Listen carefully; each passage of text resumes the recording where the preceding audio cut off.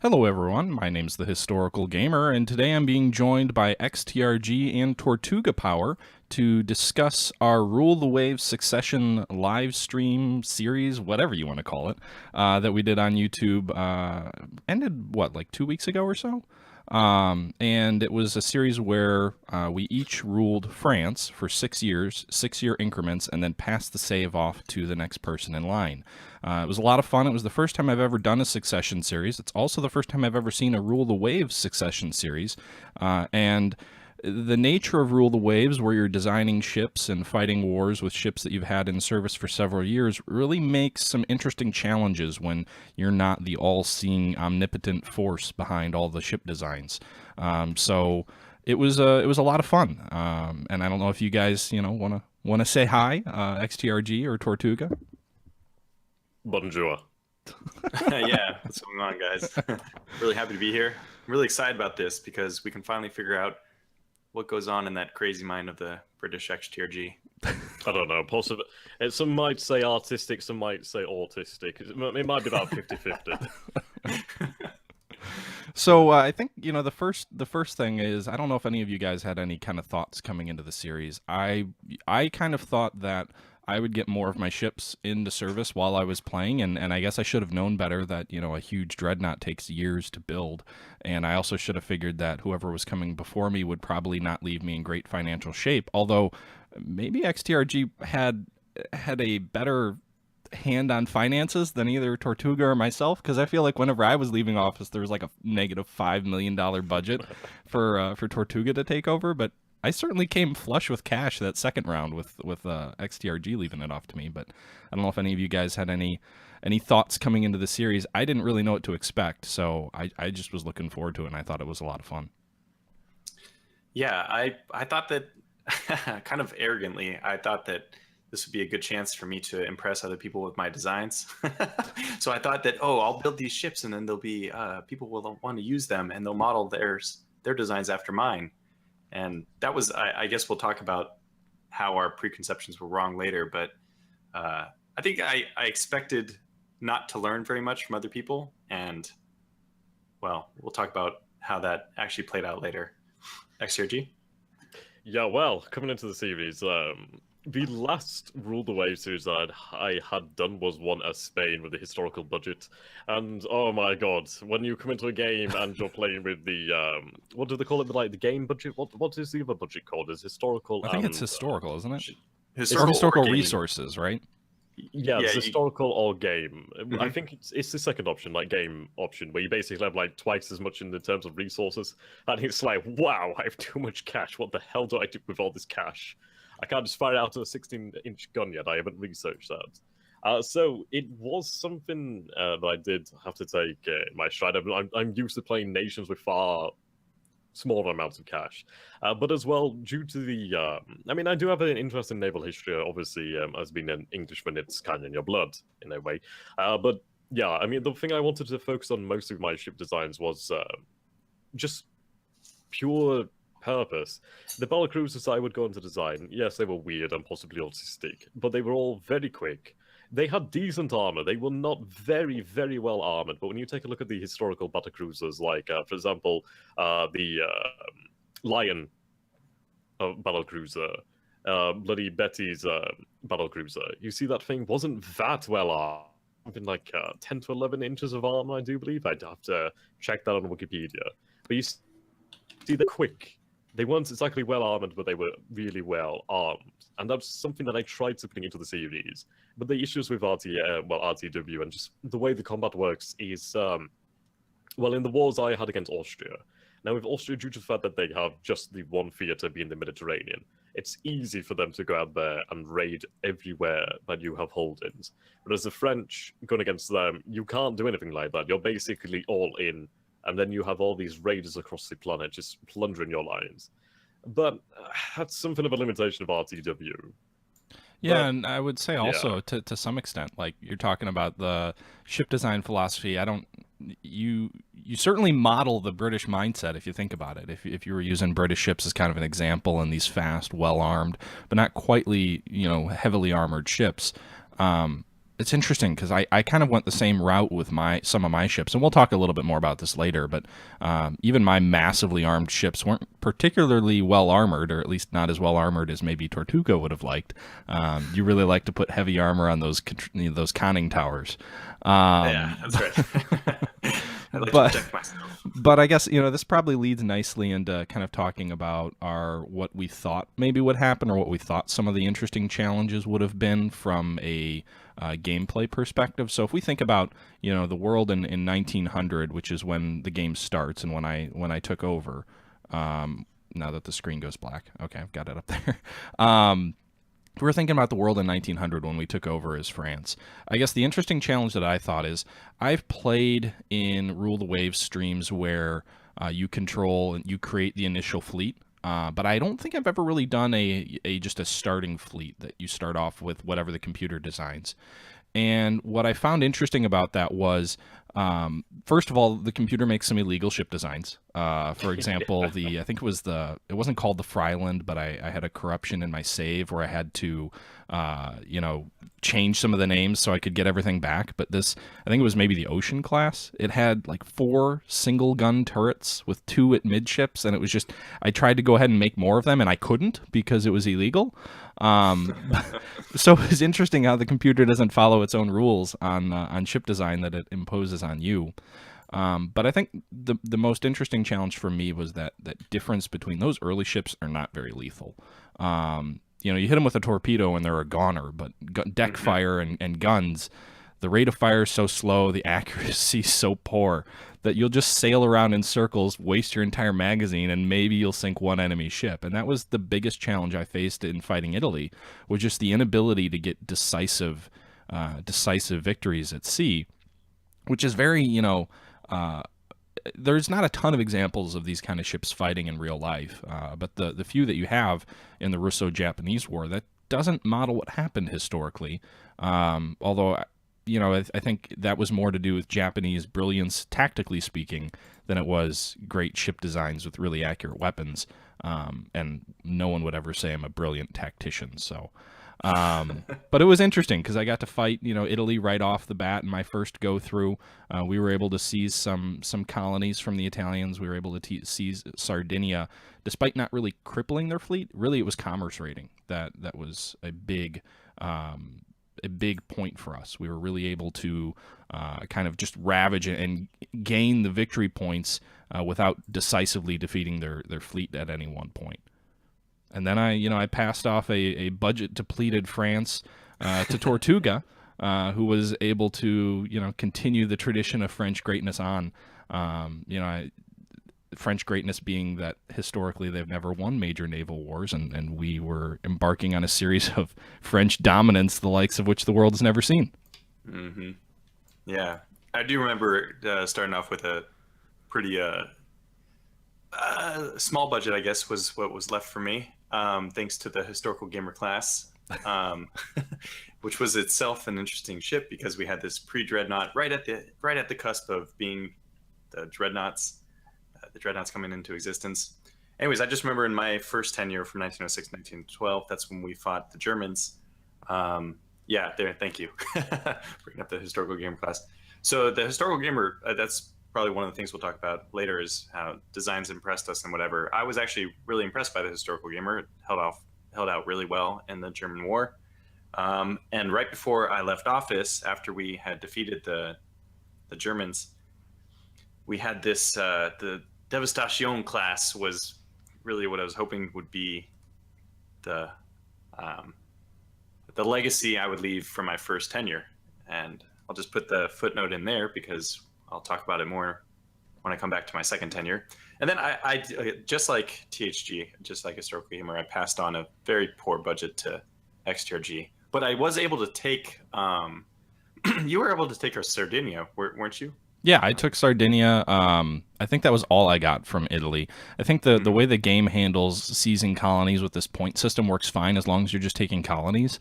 But if you're trying to take like mainland parts of an empire, which we'll probably come back to later when we talk about my second run through, there's some limitations there. Yeah, Yeah. it doesn't model the land war at all, obviously. So you don't know, like, if France was fighting Germany, can you imagine like how much significance the naval war would be? It would be very, very insignificant. You know. What are you talking about? They read Alfred Thayer Mahan, and then they made this game, and that's all that Yeah. matters is sea power. So, we still beat them. I don't know what happened on the land forces, but they were just, I guess, following in line with the naval powers. We lost Paris, but we sunk a minesweeper. Huzzah! Yeah, exactly. Huzzah! I think I did a pretty good job mopping up the German fleet, and then I sank a lot of money into these Devastation classes. Actually, was the Duquesne? Was that? I guess that was also made in my first tenure, which was. You had a couple battle cruisers first too, battle didn't cruisers. You? Yeah. The Duquesne battle cruiser, I think. I don't know how many I built, but maybe just one even. I think I just built the one. I don't even remember how I'm trying to pull it up on the screen here, but I'm trying to find which one it was. The Duquesne is DU, I think. That's it, yeah. So the Duquesne, I only built one because I don't think any of them ever sunk. Yeah. Anyway, so that was my last act, just so I could make sure XTRG had no budget to work with. And that is how I passed the game on to him. Indeed. Right, so coming off the bat then, when I did start playing, we did have a solid amount of really good dreadnoughts. I mean, the Devastation class had been really nice. The THG class was awesome as well. So we had a lot of... But I mean, I always like the idea of the battle cruisers, due to the fact it's something that's really, when you think about it, it's something that really shouldn't exist. I mean, what is the real reason behind a battle cruiser? It's like something that existed before the dreadnought.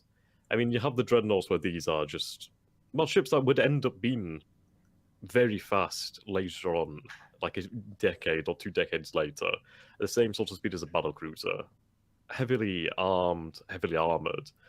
And it's interesting. It's like with the battle cruiser, it was made to really hunt down armored cruisers. Well, these armored ships. What do they call them? Armored cruisers? I do believe that was the name, the designation for like basically heavy cruisers at the time. And the heavy cruiser itself was being phased out for the most part. It's one of those things of why would you settle for anything less than a dreadnought? If you could go for a dreadnought, you go for the dreadnought. So I went in and I wanted to do something different. So I went ahead and tried to design the abomination known as the Dunkirk. And it would have worked. It would have worked if it wasn't for those pesky kids and their design limitations. It was an idea of going... Was that AVG? Yeah. Don't worry, no one sees that. Although now they hear you talking about it. What is this? What is this ship? We'll talk about designs later. Yeah, so the idea behind the Dunkirk was the all guns forward sort of philosophy, which it did prove itself. It did sink another battle cruiser, I do believe, by chasing it down. I mean, it was a bloody fast ship for the time, 13 knots, 35,000 tons, so a pretty heavy ship. But it was a flawed ship. I mean, it had 10 inches of belt, which is not too bad. 2.5 deck, not bad. The turret top 5, turrets 15, heavily armored turrets. It was made to take a beating at the front. The issue, of course, is with the Rule the Waves combat system. You kind of start the battle, like, in touching distance. You're practically already there. Whereas, historically, you would find that combat would start rather differently. You would see the ship from a distance, and then you would try to close upon that ship. And then, in real life, it was a hell of a lot more tactical. I mean, if you've ever read any of the books or anything like that, you can see it was a hell of a lot more tactical affair. I mean, the sunlight would be taken into consideration, wind direction, lots of different things. So this ship found it difficult. It wasn't really meant for mainline combat. It was meant to be a raider. It was meant to be in its own squadron supported by other fast-moving ships to hunt down the enemy's cruisers or vital ships and generally harass the enemy. And it would suffer in a war against the Hungarians, the Austro-Hungarians, I should say, where we were up against, 3 to 4, maybe 5 Austrian battle cruisers at once, and yeah, it just did not last. Though I'd like to say my favorite ship was probably, was it the Cosmo? I believe I did design... Was a Cosmo in my first? I think that was your second run. Because there was was it this one? 19... I don't know. We can talk about ship designs in a little bit, but I think, taking over from XTRG, who I know I gave you a lot of crap in the game, and I had you killed off because you had those crazy ship designs with all the guns in the front. But I will say that it was really nice in my second run through because I was able to come in with quite a healthy budget. And that was thanks in large part to XTRG not being an idiot and building, 40,000 ton ships that cost $8 million a turn, like me. Scrapping. but anyway, sorry, Tortuga. But my second run through was interesting because I kind of thought, oh, I'm going to have a chance to, fight someone different. And I ended up at war with Italy again. And it was an interesting challenge because almost all the ships that I was fighting with were ships that I had no say in. I didn't design them. I didn't, really have anything to do with the composition of the fleet when I came in.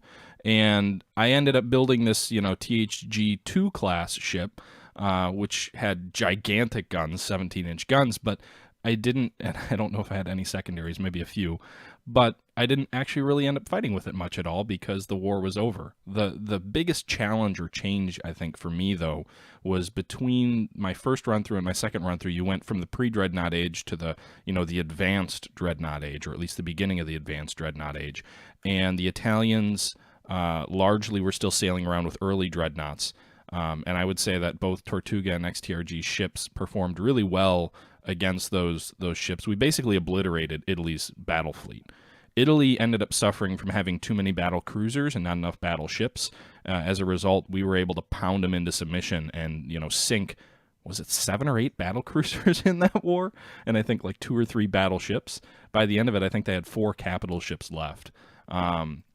Unfortunately, the way the game engine works is there was no real way for me to take Sicily, which I would have preferred. But in the end, we got Eritrea because that's all that Italy had left in terms of colonies. Of course, as soon as I handed it back over to Tortuga, the Italians got Rhodes. Or no, that was right after the war. I don't know if Tortuga was in power or if I was. They had some random event that let them take Rhodes, which would have been nice to have in our control. I wonder if the game felt bad that they didn't have any colonies. But yeah, it was an interesting run through. It was a decisive battle. It kind of mirrored the issues you were talking about, XTRG, where ships ended up in knife fight range before anything even happened. I had this crazy night battle where we were like 1,000 yards away from the enemy fleet with these modern battleships, and I think they lost 4 or 5 capital ships in that fight alone, mostly to torpedoes. Fortunately, we didn't lose too badly. I think we lost 1 ship in that fight. But it was an interesting challenge, and I ended up, I guess my legacy was just fighting Italy at all times, all the time. And I kind of feel bad because I'm part Italian, so. But then I handed it off to Tortuga, who made sure the Italians got their revenge. Yeah, I guess they killed you, right? So it was technically part Italian, part British assassination group, and that's what led me to role play. Going after the British. I just kind of wanted to go after the big boys because I was pretty impressed with the fleet we had at that point, especially the THG-2 class ships. I was already happy with them, and they performed exceptionally well, except for against mines. We had an unfortunate sinking of one from hitting a mine. It's just devastating to lose like the most powerful ship you have in your fleet to a strategic event. Yeah, which you have absolutely no control. Yeah, and I even have minesweepers. I'm probably well known in this series for just mass producing minesweepers. Did either of you guys build a minesweeper? Nope. No, you replaced all my destroyers with minesweepers. That's right. Minesweepers is part of the Tortuga way. So yeah, I just, it was a little upsetting to lose a ship to a mine when you focus so much on minesweepers. Do minesweepers play a role in the game? Like if you've got a bunch of them, does it lower the likelihood of striking a mine? Yes, it does. Yes. Okay. Yeah, it does. They also help with anti-submarine warfare. So they're kind of a catch-all. That's why I like them so much. They seem to be very good as a strategic force. And they're incredibly cheap. Obviously, for anti-submarine warfare, you just want the cheapest ship that functions well. And minesweepers are just, you can make them 200 tons fully functional. So that only covers coastal patrol, so you can have more destroyers out with the fleet. Right. Yeah, exactly.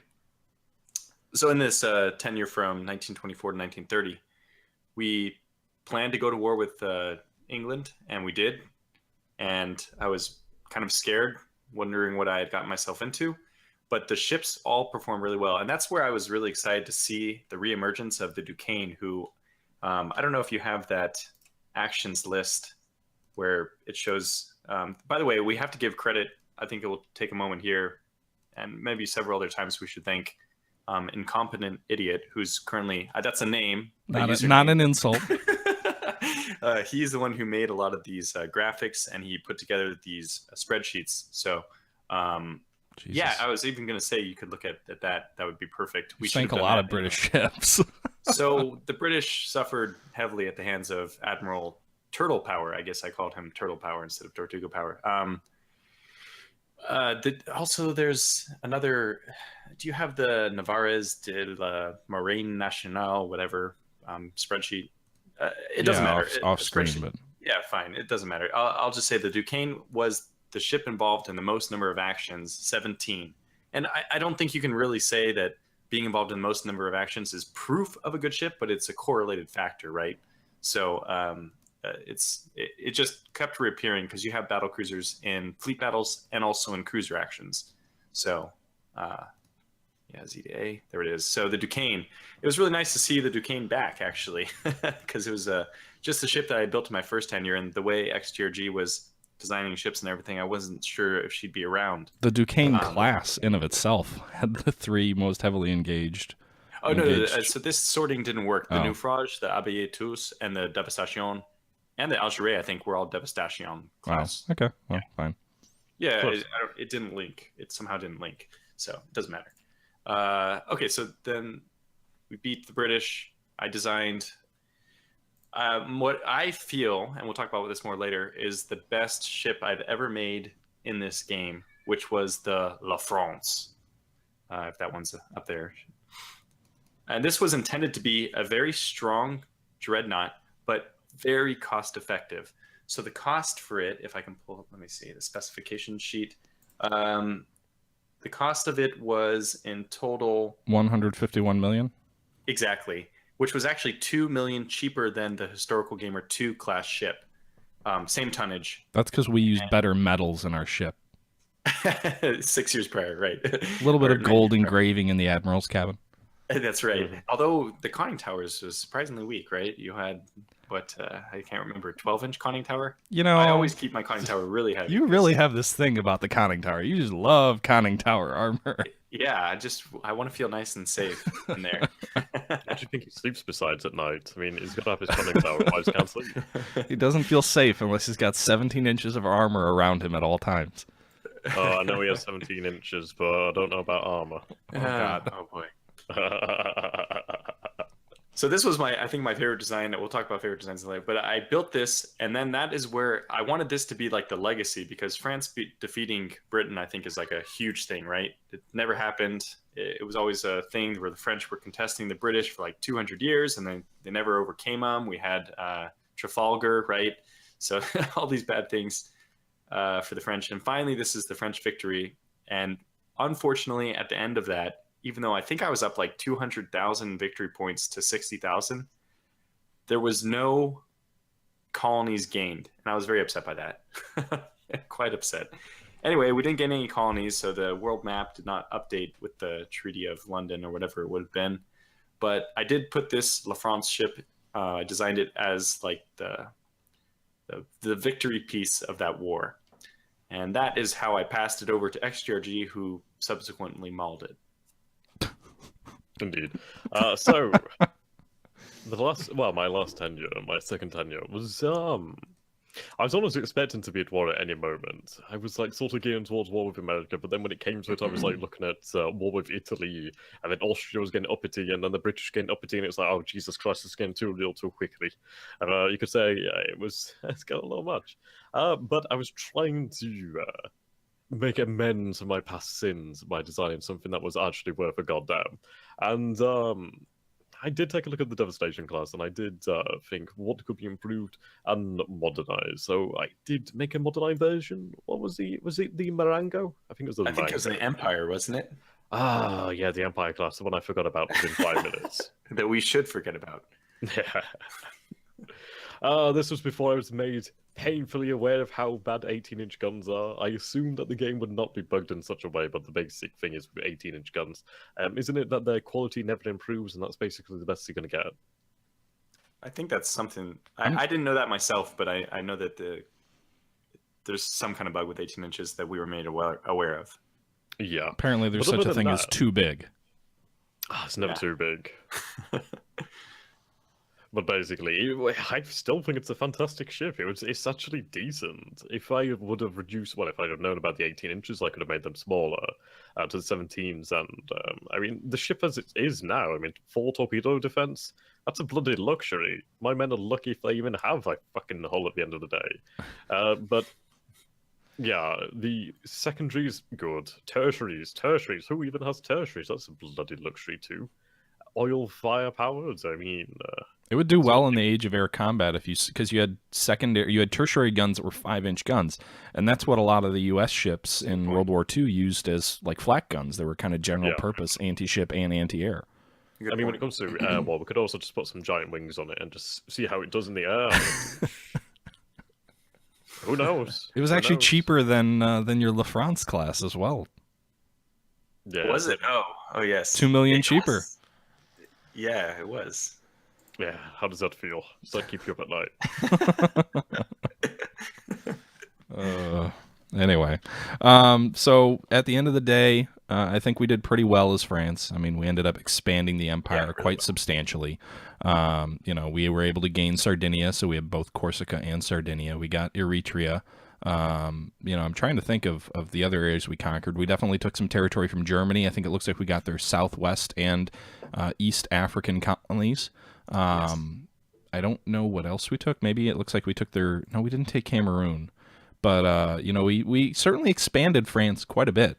And Sardinia probably would remain part of France today, even with all the, you know, decolonialization efforts that would occur later in history. So France remains a world power to this day, thanks to myself, XTRG, and Tortuga Power. We kind of talked about it a little bit already about kind of our favorite designs or preconceived notions, but did any of you have anything you wanted to call out as far as like, wow, this really surprised me? You know, I know in my situation, I thought the thing that kind of surprised me the most was just the stupidity of the Italians, where their fleet was outnumbered when they went to war. You know, when they went to war, they tried to almost go to war with me again. I think you kind of pacified them a bit, Tortuga, during your reign. But after I had crushed them, they came back and wanted to start going to war again, even though they basically had no navy left. The AI could probably use a little bit better decision making in terms of who's going to fight. I think it's a little bit randomized. And what I'd really like to see, I know they're working on a second Rule the Waves. I say they, but I think it's one guy. What I'd really like to see is a little bit of influence over naval and land actions. So, like, if you're going to invade Sicily or if you're going to invade some colony in a war, the Navy should probably know about it before some random event fires and says, oh, by the way, you know, troops have landed here. And then I think one other thing that would be nice to see, and I guess this isn't what I was surprised by, but one other thing that would be nice to see is some level of tactics or strategy that you dictate to your fleet. So you put fleets in certain areas, but the fact that fleet combat happens is completely random. You'd think you'd be able to tell Betty, you know, hey, I want you to be really aggressive and go out and try and initiate a fleet action. Or, you know, hey, you know, I want you to just kind of do a far-off blockade or whatever. You know, you should have some control over the kind of actions that occur. An order of battle. An order of battle would be amazing. Being able to dictate which ships are in which squadrons. Oh, my God. Yeah, that would be useful. Yeah, that too. But also, like, again, like, if you're really supposed to be the admiral in command of everything, you should have some say in the kind of campaigns that you fight, right? Like the overall strategy. Like choosing whether to approach their ports or not. Is that what you're talking about? Sure, yeah. Or is like if you're playing as Germany and you're blockaded, you should have the ability, like, I want my fleet this turn to go out and try and break the blockade and initiate a fleet action if necessary. Yeah. Or, you know, something like that. All right, it's the Historical Gamer here jumping into the middle of this live stream. This was a 3 or an hour and a half long live stream talking about Rule the Waves and our Succession series with XTRG, Tortuga, and myself, as I'm sure you've already gathered. Because the stream was so long, it was over an hour and a half, I'm actually going to chop this into 3 pieces. So this is going to be the end of the first piece, but only the first piece. There are 2 more parts that will be coming on subsequent days. I hope you guys enjoyed it. If you weren't able to catch the stream and you're listening through it now, please feel free to leave comments and feedback down below. And I hope you guys enjoyed the Succession series in general. It's something that Tortuga, XTRG, and myself are all interested in revisiting. I know the editing isn't perfect. I was really trying to switch between windows and whatnot, and again, this is from a live stream, so it may have been a little bit clunky. Nonetheless, I hope you guys all enjoyed. Until next time, this is the Historical Gamer saying thank you for watching, and I'm out.